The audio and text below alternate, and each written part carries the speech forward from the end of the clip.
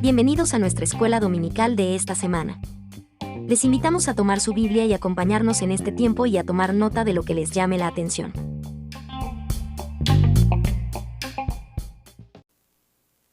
Hermanos, muy buenos días. Vamos a dar inicio a escuela dominical, también para invitar a los jóvenes a que puedan subir a su clase, los matrimonios jóvenes también, los niños y los adolescentes. Podemos subir a escuela dominical, vamos a comenzar ya las clases en este clima tan cálido, tan caluroso. Y voy a pedirle a los hermanos que para ver si nos podemos pasar un poquito para adelante, para que podamos tener una participación un poco más amena y estemos concentrados de acuerdo a este tiempo que Dios nos ha dado para que podamos hablar del presente tema. Así que los invito a que pasemos acá adelante. Muchísimas gracias.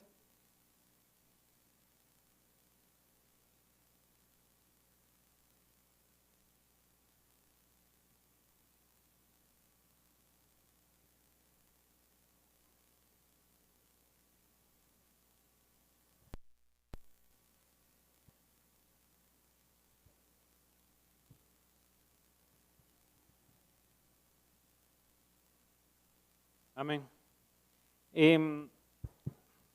Voy a pedirles que abramos nuestra Biblia en Romanos 8.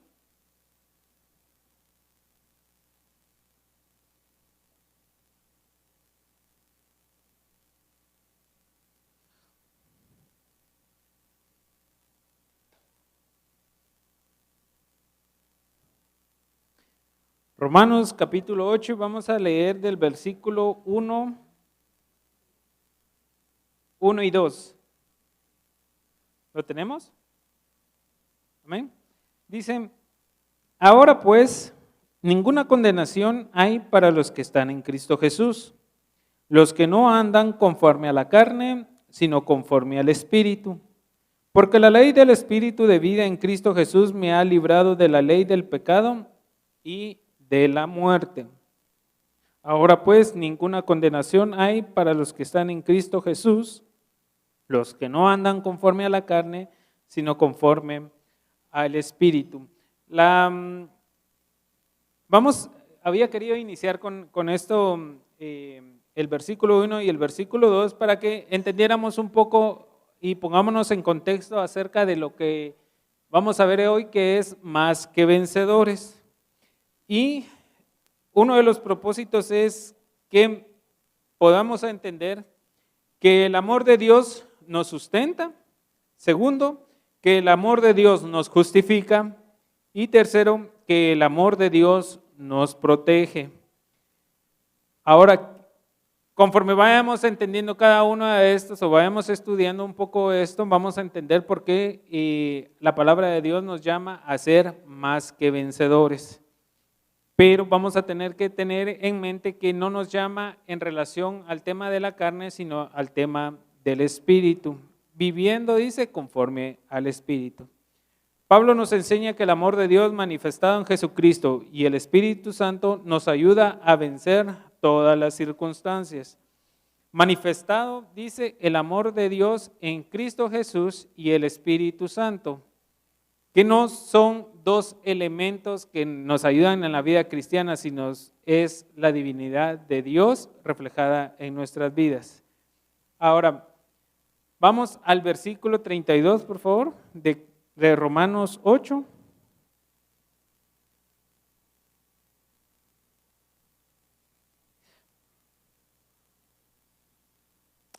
Y es el que habíamos leído en Introducción a la Escuela Dominical, dice, el que no escatimó ni a su propio Hijo, sino que lo entregó por todos nosotros, ¿cómo no nos dará también con Él todas las cosas? Señor, te damos gracias, Padre eterno, por darnos la bendición de poder estar acá reunidos. Señor, gracias por seguirnos dando de tu palabra, Dios.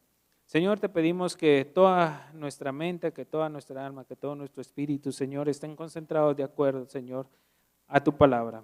Que podamos apartar este momento, Señor, para concentrarnos en ti y para poder abrir nuestros ojos espirituales, Señor, también nuestros oídos, Dios, para escuchar de tu palabra, de tu mensaje, Dios, y que este momento sea un momento en el que tú tomes control de nuestras vidas y tomes el control, Señor, de este estudio, Padre Celestial, para ser conforme a tu palabra, Señor, en nuestras vidas.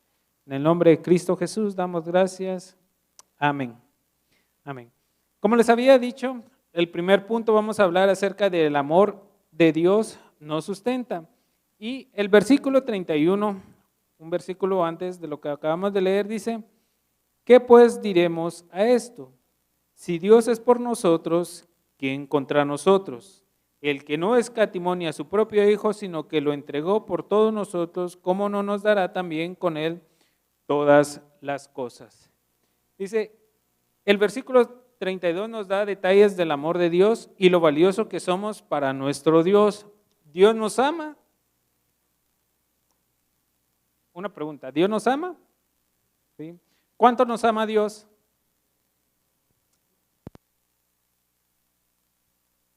¿Depende de nosotros que Dios nos ame? Dice Juan 3:16, porque de tal manera amó Dios al mundo. Porque de tal manera amó Dios al mundo. La mayor expresión la encontramos en ese versículo, porque ahí nos estaba diciendo la palabra de Dios: para aquellos que han creído, Dios les ama, sino que era el amor incondicional de Jesucristo, de Dios, reflejado en Jesucristo para toda la humanidad. Ahora, existen momentos que nos podría sobrevenir la duda sobre esto que estamos estudiando, esto de decir que Dios nos sustenta, que el amor de Dios nos sustenta. Tal vez por una situación adversa que estemos atravesando, que hayamos atravesado, o que dentro de nuestra familia existe alguien que esté atravesando un momento o una situación adversa. Es ahí donde realmente nos preguntamos, ¿será que el amor de Dios nos sustenta? ¿Será que el amor de Dios está en nosotros? ¿Por qué entonces Dios permite que vivamos circunstancias adversas y circunstancias que no son agradables? Si al final Dios nos ama, ¿cómo permite entonces que esta situación la esté atravesando o que estas dolencias alguien de nuestros seres queridos la esté atravesando? Son preguntas que difícilmente no estén en nuestra vida en alguna etapa, porque lastimosamente, como hemos venido hablando, hay momentos que nos toca enfrentar momentos bien difíciles, pero la palabra de Dios nos está enseñando que el amor de Dios nos sustenta. Así que si hoy, independientemente de cómo estemos, nos preguntamos, hermano o hermana, ¿por qué Dios está permitiendo tal situación en mi vida? ¿Qué es lo que Dios me quiere enseñar? Porque como veríamos con Lamentaciones, hay procesos en la vida que se van a enfrentar conforme a las malas decisiones y esas van a ser consecuencias, pero ¿qué pasa con aquellas cuestiones que nos sobrevienen y no precisamente porque hayamos tomado una mala decisión, sino que por algún accidente se está viviendo? Dios sabía que Jesucristo al estar en el mundo iba a experimentar algunas circunstancias difíciles. Ahora, Dios apartó a su Hijo de esas situaciones difíciles.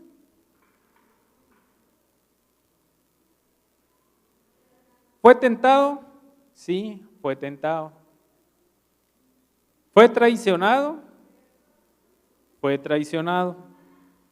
¿Fue negado? Fue negado. ¿Y quién lo negó? ¿Será que un desconocido?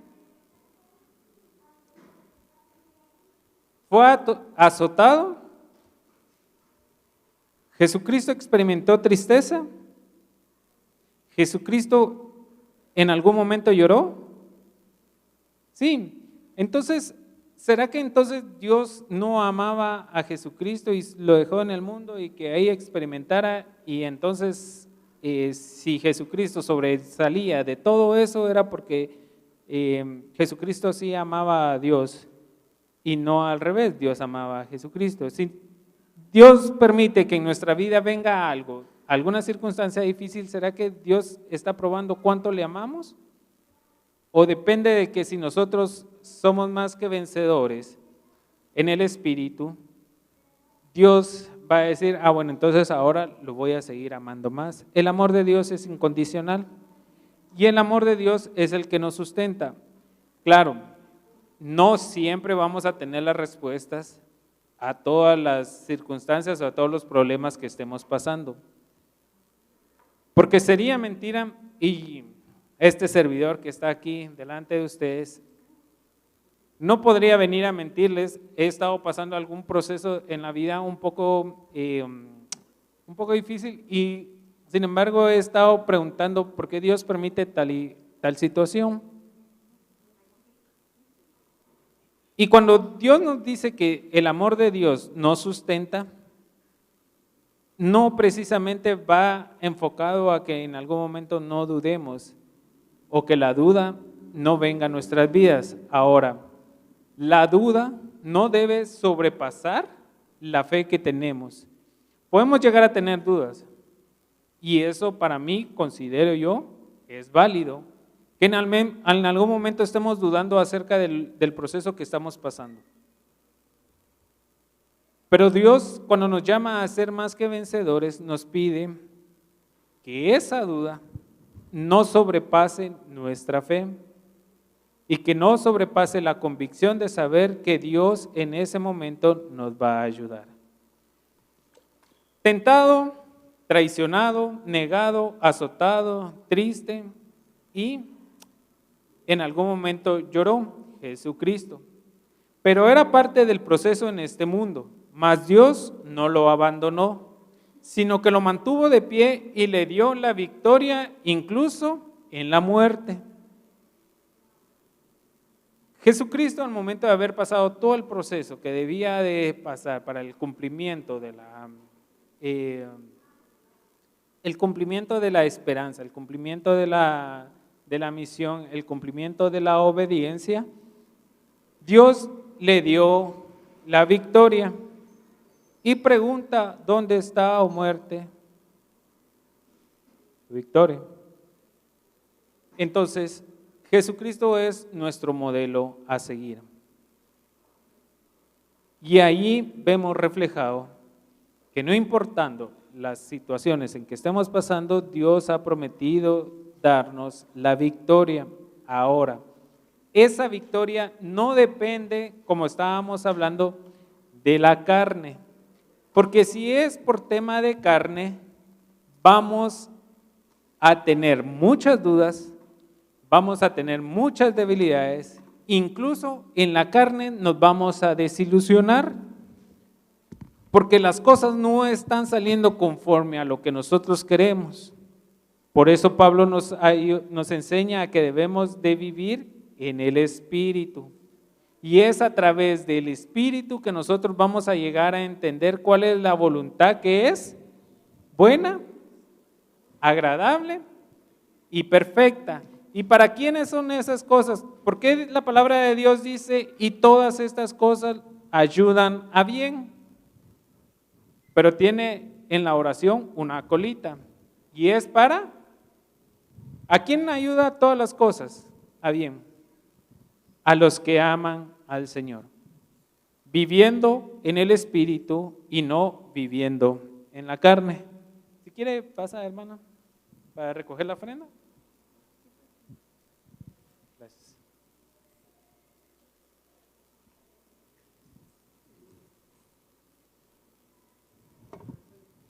Vamos a abrir nuestra Biblia en Mateo 7 y con esto vamos a dar por finalizado el primer punto acerca del amor de Dios nos sustenta. Mateo 7,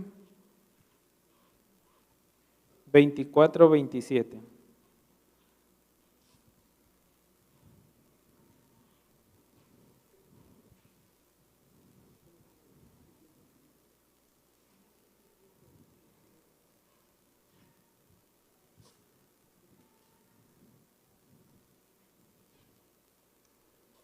Amén. Gracias, hermana Casa. No sé si alguien me quiere apoyar con Mateo 7, 4, 27, alguien que lo tenga ya listo. Gracias, hermana Pati.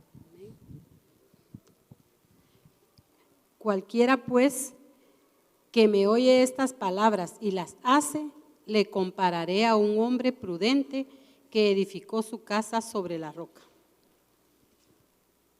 25, del 24 al 27. Ya. Descendió lluvia y vinieron ríos y soplaron vientos y golpearon contra aquella casa y no cayó, porque estaba fundada sobre la roca.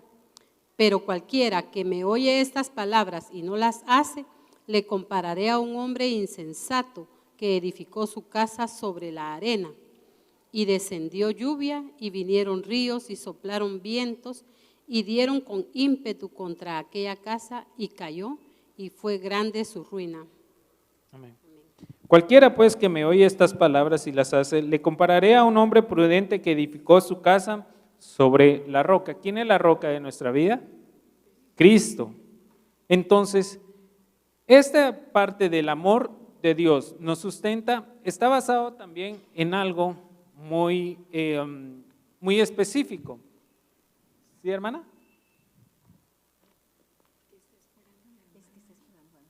Perdón, disculpa.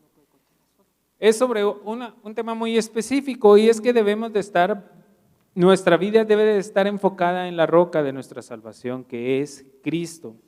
Porque dice que entonces vendrán lluvias, vendrán tormentas, pero nuestra vida se mantendrá, claro.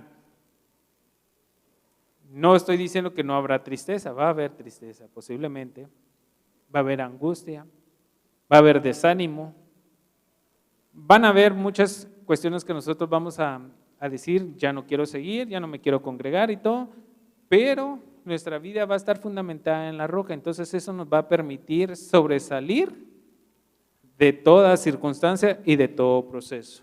Así que el amor de Dios nos sustenta. La segunda parte dice, el amor de Dios nos justifica. Les voy a leer una parte del tema de la justificación. Dice, es una acción de hacer a alguien justo delante de Dios. Jesucristo fue quien nos justificó en la cruz al ser nuestro sustituto. Acción de hacer a alguien justo delante de Dios. Y entonces en Romanos, nuevamente volvemos a Romanos 8 y vamos a leer versículo 33, 34. ¿Lo tenemos? Dice, ¿quién acusará a los escogidos de Dios? Dios es el que justifica. ¿Quién es el que condenará? Cristo es el que murió, más aún el que también resucitó, el que además está a la diestra de Dios, el que también intercede por nosotros. Hay consideraciones en este tema y nos enfocaremos en el acusador por excelencia. ¿Quién es el acusador por excelencia? Satanás o el adversario.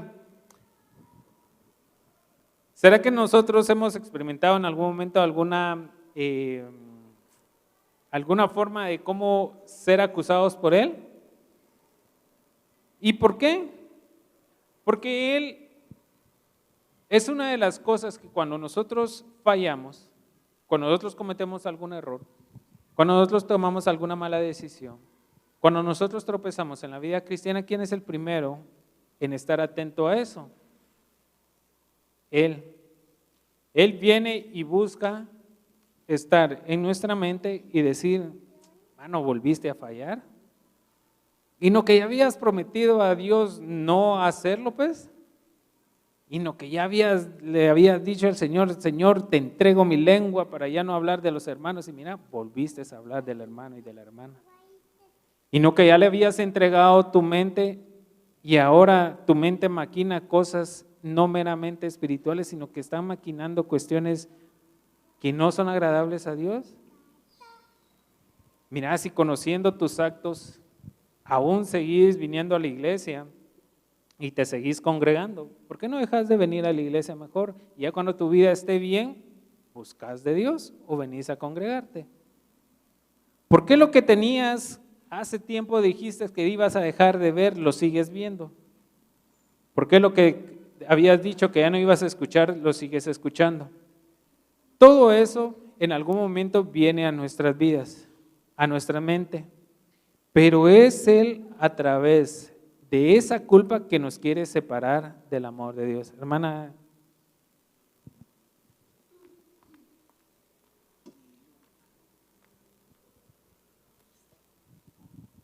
Hermano, para esto que acaba de mencionar acerca del enemigo, que es el acusador de nuestras almas, hay algo tan importante que puede acallar muchas veces la voz del enemigo, y es que confesemos.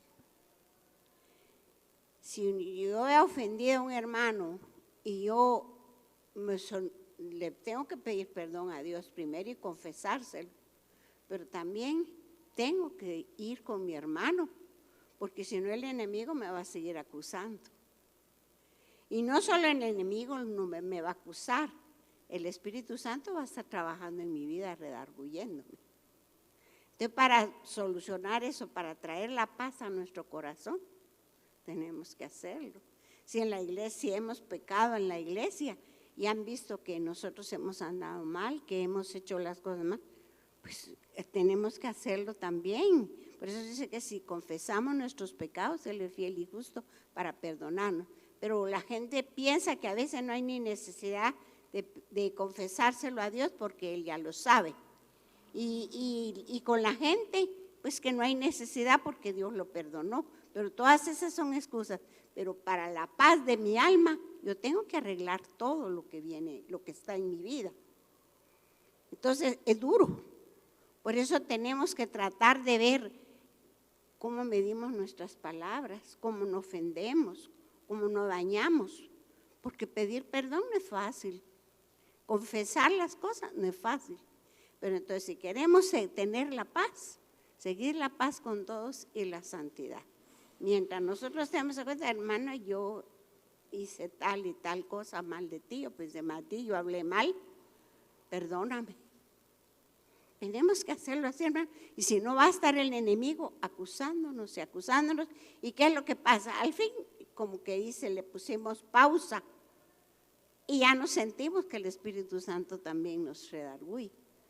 Ya pensamos que el Espíritu Santo se olvidó, el Espíritu Santo se contristó y dejó de decirnos.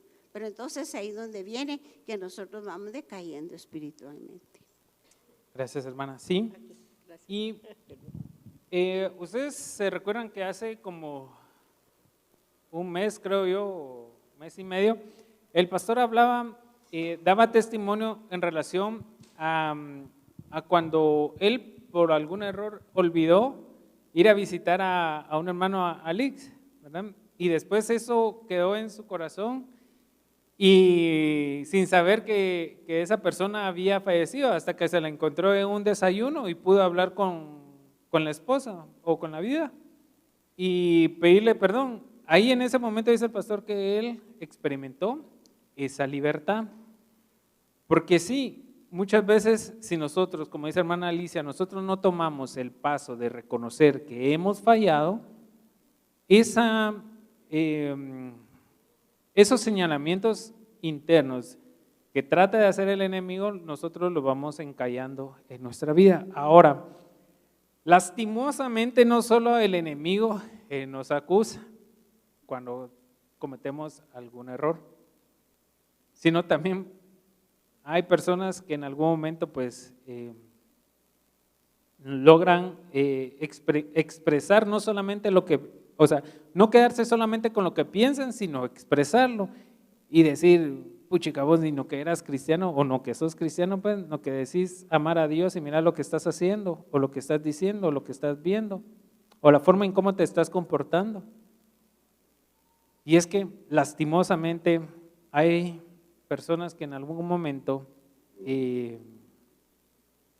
se dedican a esta clase o a esta forma de expresar cuando nosotros nos equivocamos. Y duele más, mucho más, cuando esas personas son nuestras familias o cuando esas personas incluso están dentro de la iglesia. Claro que duele. Yo leía una parte de un proceso que en algún momento Kathryn Kuhlman, una evangelista de Estados Unidos hace años, ya partió. ¿Qué manda? Kathryn Kuhlman, sí. Y ella como que tuvo muchos problemas familiares y dice que en algún momento fue invitada a una iglesia para el evangelismo, pero ella estando en el púlpito, empezando a hablar y todo, dentro de la iglesia habían los líderes y los ancianos hablaron en relación de por qué ella estaba al frente, cuando ella estaba teniendo problemas familiares. No era menester en ese entonces, o no era correcto que ella estuviera dirigiendo un servicio cuando ella tenía una lucha con su familia. Y entonces dice que interrumpieron el mensaje de ella y uno de los líderes subió y pidió disculpas y ella tenía que retirarse y todo. Dice que el proceso del regreso a su casa fue bien duro, porque donde ella consideró que no iba a ser juzgada, porque era un proceso que ella estaba llevando familiar, fue uno de los momentos más difíciles, dice ella, que tuvo que sobreponerse a eso. Dentro de una propia iglesia, haberse sobrepuesto a lo que esas personas o esos líderes consideraban que no debía de hacer. Para algunos hemos escuchado la vida de Kathryn Kuhlman. Yo he seguido un poco su vida y para mí es una persona muy respetada, muy respaldada en lo que Dios hizo con ella y a través de ella. Entonces podemos llegar a enfrentarnos en algún momento a una situación o a señalamientos dentro de nuestra familia, dentro de nuestra iglesia, claro, hermanos. Pero como decía hermana Alicia, tenemos un abogado. ¿Quién es el que intercede con nosotros, por nosotros? Es Jesucristo delante del Padre. Veamos siempre esa situación. Nosotros tenemos un abogado, pero para los que hemos visto películas acerca de abogados, dentro de un tribunal, vámonos ya al momento del juicio, no durante la etapa inicial ni la etapa intermedia, sino vámonos directamente a la tercera parte que en nuestra ley está establecida como el debate oral y público. Vayámonos a esa forma. Hay un abogado defensor, está la parte que está señalando y está el tribunal que va a deliberar para ver si esta persona es culpable o es inocente y va a dictar una sentencia. Esa sentencia es condenatoria o absolutoria. Entonces, veámonos siempre así. Nosotros, a favor de nosotros está nuestro abogado, que es el Señor Jesucristo. Él es nuestro abogado. Del otro lado está Satanás, que va a estar siempre tratando de decir, es que él cometió esto y esto y esto, y no quiere salir de esa manera de vivir. Del otro lado está nuestro Señor Jesucristo, que dice, sí, pero yo le amo, yo le perdono, y es Él mi hijo, y Él ha confesado. Ahora, ¿cómo considero yo que se maneja toda esta situación? Y es que el abogado defensor siempre va a querer que el cliente le hable con la verdad. Porque si el cliente no le habla con la verdad y trata de tomar una situación o trata de tomar una característica que no es meramente hablar, el abogado siempre le va a pedir al cliente, hábleme usted con la verdad. ¿Usted lo hizo? No, mire hermano, que usted lo hizo. Sí. Dice pues, confesaos nuestros pecados. Entonces, nosotros debemos de tener esa libertad de poder decirle a Jesucristo, Señor, tú conoces mi corazón, tú conoces mi mente, tú conoces lo que he visto, lo que he oído, lo que he hecho, lo que he hablado. Esto es lo que he hecho. Y le confesamos. Jesucristo en ese momento toma nuestro caso al 100% y dice, bueno, ¿lo vas a seguir haciendo? No, la verdad yo me arrepiento.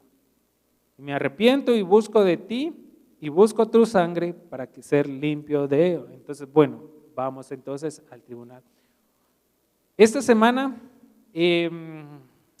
para los que en algún momento nos gusta seguir un poco las noticias, ¿se recuerdan de un cirujano? Y sobre un caso que están hablando sobre que una de las señoras llegó a la clínica de este cirujano, al parecer hubo una mala práctica o no sé, al final será el tribunal el que decida, pero bien recuerdo y estuvo pasando mucho ese video, que la señora llegó a la clínica, a los días siguientes los familiares empezaron a reclamar a la señora porque no aparecía y la última vez que la habían visto era en esa clínica. Al parecer hubo una mala práctica, murió la señora, pero este médico vino y tomó la decisión de ocultar el cuerpo. Y durante el proceso antes de la investigación y antes que él lo apresaran, él sacó un video defendiéndose, diciendo, miren, la verdad, la señora llegó, se hizo el tratamiento que se tenía que hacer, yo le pedí que se quedara, no se quiso quedar, se salió de la clínica y yo, la verdad, ya no sé, yo no sé por qué me están acusando, yo no sé por qué están haciendo esto y lo otro. Pero la verdad, hermanos, que muchas veces no nos podemos, imaginémonos que no nos podemos salir o no podemos solventar o decir no ha pasado nada aquí en esta justicia que es terrenal. Imaginémonos mucho menos en la justicia celestial. Y de ahí empezaron a ver que habían cosas que no coincidían, porque en la cámara donde ellos empezaron a ver de la clínica, viene el médico saliendo primeramente con una persona en silla de ruedas, supuestamente es la señora que había llegado. Pongámosle un nombre, pongámosle Juana. Viene y va saliendo con Juana. Pero el hijo dice, miren, es que esta señora, Juana, no precisamente es mi mamá, porque hay unas cuestiones de mi mamá que esta señora no es. Y después se ve en otro pedazo del video donde este mismo médico sale con una de esas cajas de basura, de aquellas cuestiones grandes, y lo va jalando. ¿Qué quiero llegar con esto? Que hubo un momento ahorita dentro del proceso de esta semana que vino uno de los asistentes del médico, uno de los enfermeros, y dice, bueno, voy a hablar lo que pasó. Esto y esto pasó, y cuando esta persona murió, vino el médico y dice que sí desmembró algunas partes del cuerpo para meterla de forma fetal a la caja. ¿Será que el abogado defensor sabría todo eso? ¿O que él en algún momento quiso decirle, no, es que de verdad, licenciado, yo le juro que eso no pasó? Pero ahora, ¿qué pasa con la declaración del enfermero?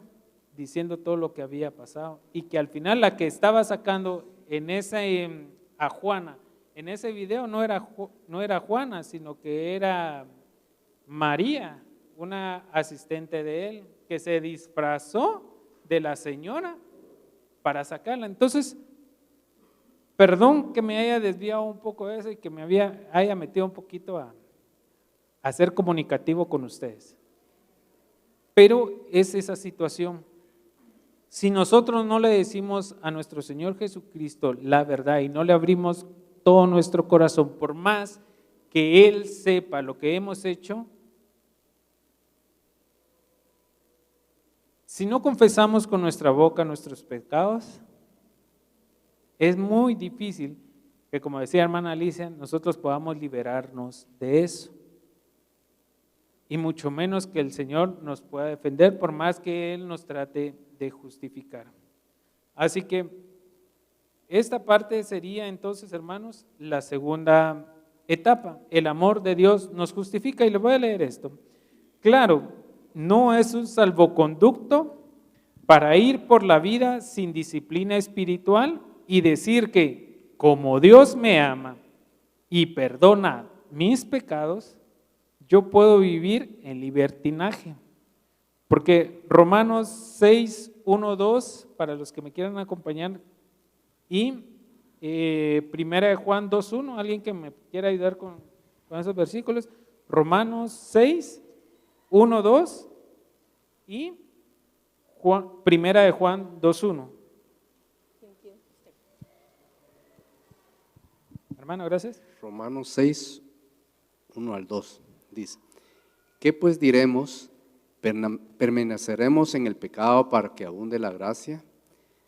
De ninguna manera, porque lo que hemos muerto al pecado, ¿cómo viviremos todavía en él? Gracias. De ninguna manera. ¿Qué pues diremos? De ninguna manera. Y Primera de Juan 2:1.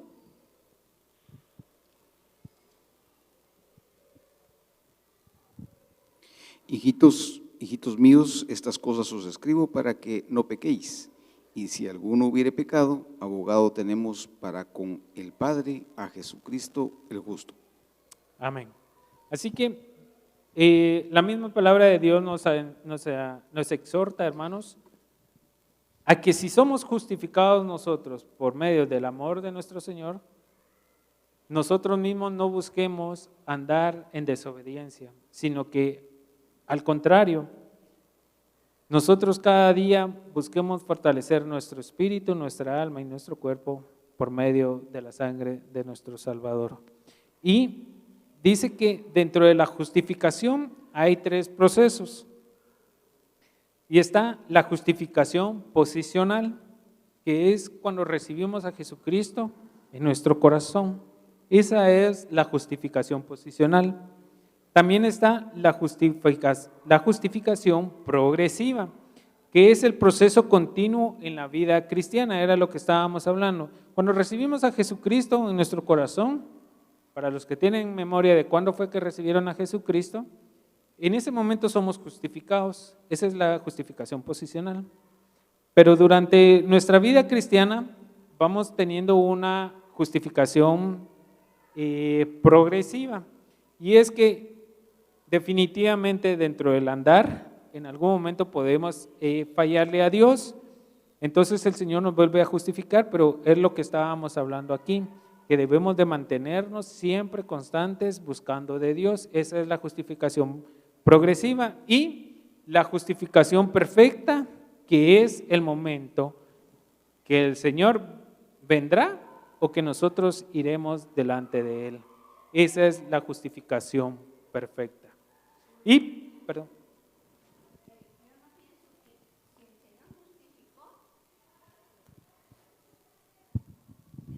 Si el Señor justificó, no creo que vaya a volver a justificar, porque su obra es perfecta, ¿verdad?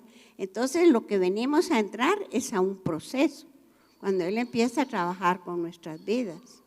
Pero entonces aquel que piensa que no es justificado, que no ha sentido de veras un nuevo nacimiento, porque no ha estado la justificación en él, ¿verdad? Pero mientras tanto puede haber uno. Por eso es que vemos nosotros tanto libertinaje en aquellos que dicen que son cristianos, que son evangélicos, porque no han nacido de nuevo, ¿verdad? Entonces, para ver que una persona es justificada es porque ha nacido de nuevo. Y si ha nacido de nuevo, no va a haber otra justificación, ¿verdad? Perdón. No te da pena. Sí. Y es en cierta manera eso lo que habla el tema de la justificación posicional. Pongámosle, Nosotros cuando seamos justificados, entramos dentro del plan de Dios. Un cuadro. Cuando nosotros vamos a Excel, ¿se recuerdan para los que utilizamos Excel? Escribimos y le damos justificar texto para que estemos sobre el margen. Ahora, esa es la justificación posicional y le voy a explicar un poquito así. No es que Dios hizo medio la justificación, no, Dios nos justificó. Pero ¿qué pasa con aquellas personas que deciden decir, bueno, Señor, cometí un error, cometí una falta, cometí un pecado, me separé un poquito de tu voluntad por muchos años, pero hoy quiero reconciliar contigo? Entonces, la justificación que Dios había hecho en el Excel, pongámonos en el cuadrito, nosotros fuimos los que nos quisimos salir un poco. Pero entonces dice que la justificación progresiva es eso, que en algún momento Dios nos vuelve a justificar. Y no es porque Dios solo hizo una parte, sino porque tal vez la decisión de la persona fue separarse un poquito de Dios. Y esa era la diferencia de la justificación posicional y justificación progresiva, que es que cuando lleguemos a cometer alguna falta o algo y nosotros busquemos de Dios o nos separemos totalmente por años y queramos reconciliar, Dios nos vuelve a justificar, y esa es la justificación progresiva. Y sí, claro, Dios siempre nos va a justificar. Dios nos mantiene una justificación, y la justificación, por eso decíamos, la justificación perfecta será cuando Él venga o cuando nosotros debamos de ir y escuchemos las palabras, buen siervo y fiel. Y para concluir, el amor de Dios nos protege. En el versículo 35-39 de Romanos 8,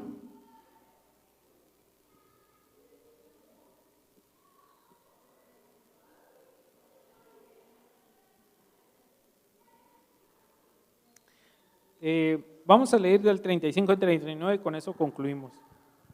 Dice, ¿quién nos separará del amor de Cristo? ¿Tribulación o angustia, o persecución o hambre, o desnudez, o peligro, o espada? Como está escrito, por causa de ti somos muertos todo el tiempo. Somos contados como ovejas de matadero.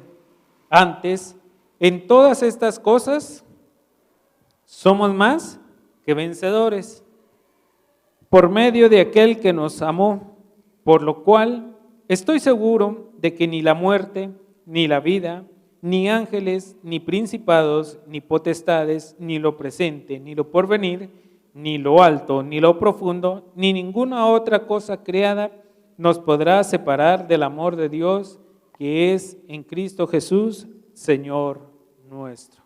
Así que el amor de Dios nos protege.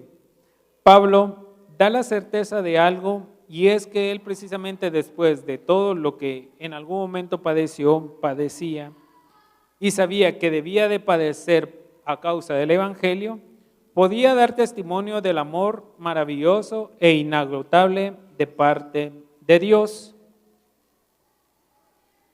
Esto es lo que queremos llevarnos el día de hoy, y le digo queremos porque es parte también de la persona, o considero yo de la persona que siempre Dios nos da el privilegio de hablar o de enseñar, que nosotros también lo podamos poner en práctica en nuestra vida. Nada nos podrá separar del amor de Dios. El único que buscará estar lejos de Dios es uno. Pero aún alejándose, como la oveja de las 99, perdón, la 100, por así decirlo, porque no le tiene. La 100, dice que el Señor dejó las 99 y fue en busca de la 100, de la oveja perdida. Dios no nos va a dejar de amar, y nada nos podrá separar del amor de Dios. Y por eso es que nosotros cantamos y hemos cantado esto: ni la vida, ni la muerte, ni lo alto, ni lo profundo, ni ángeles, ni potestades nos podrá separar del amor de Dios. Dios nos ama y ese amor nos protege.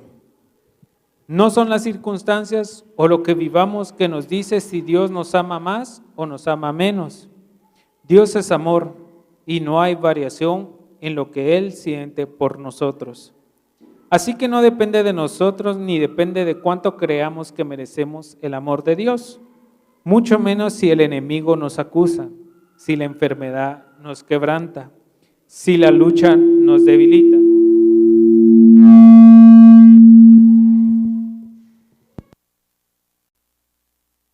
¿Sí? Si nosotros nos mantenemos conforme al Espíritu y no conforme a la carne, vamos a entender este principio, que Dios es amor. Si lo mantenemos conforme a nuestra carne, en algún momento nos vamos a desilusionar precisamente por eso, porque las cosas no están saliendo conforme a lo que yo quiero, o a lo que yo pretendo, o a lo que yo busco, o a lo que yo pido. Pero si nos mantenemos en el Espíritu, sabremos que todas las cosas ayudan a bien para aquellos que aman al Señor. Así que estas son de las 3 fases que vamos a ir conociendo durante este trimestre en relación a escuela dominical. Dios nos ama inagotablemente. Y ese amor es el que nos sustenta. Y ese amor es el que nos justifica. Y ese amor es el que nos protege. Así que, hermanos, para mí ha sido un placer estar nuevamente frente a ustedes, llevando lo que considero Dios ha puesto en mi corazón y conforme a lo que el Espíritu Santo nos ha guiado para que sigamos aprendiendo de la palabra de Dios. Pongamos nuestra vida, pongamos nuestra esperanza, pongamos nuestras circunstancias y pongamos todo el proceso de nuestra vida, lo que no nos gusta, delante de las manos de Dios, delante de la presencia de Dios, y siempre estemos en libertad de poder confesar nuestras faltas y nuestras culpas, porque abogado tenemos para con Dios a nuestro Señor Jesucristo. Señor, gracias Padre por esta mañana que tú nos has dado. Gracias Dios porque nos vuelves a recordar cuánto tú nos amas. Señor, gracias porque hace años, hace meses, tú fuiste en rescate de nosotros, nos buscaste, Padre Celestial, nos atrajiste a tu redil, Dios. Y ahora, Señor, tú nos pastoreas. Gracias, Señor, porque en los momentos que hemos tenido debilidades, en los cuales también hemos tenido luchas, en las cuales hemos también tropezado, Dios, en las cuales hemos caído, tú nos has recogido. Y antes de poder escuchar alguna condenación, tú nos muestras amor inagotable. Tú nos muestras tu gracia, tú nos muestras tu perdón y tú nos muestras tu favor. Gracias, Señor. Señor, queremos buscarte en esta mañana con nuestro espíritu para entender, Padre Celestial, que todas las cosas ayudan a bien para los que te amamos. Señor, queremos vivir en el espíritu y no conforme a nuestra carne y no conforme a nuestra voluntad, Dios. Señor, gracias, Señor, porque tu amor nos sostiene. Gracias, Señor, porque tu amor nos protege. Y gracias, Señor, porque tu amor nos justifica delante de ti. Te agradecemos, Dios eterno, por tu palabra y te damos gracias infinitas. En el nombre del Padre, del Hijo y del Espíritu Santo nos encomendamos en tus manos. Amén y amén. Gracias, hermanos.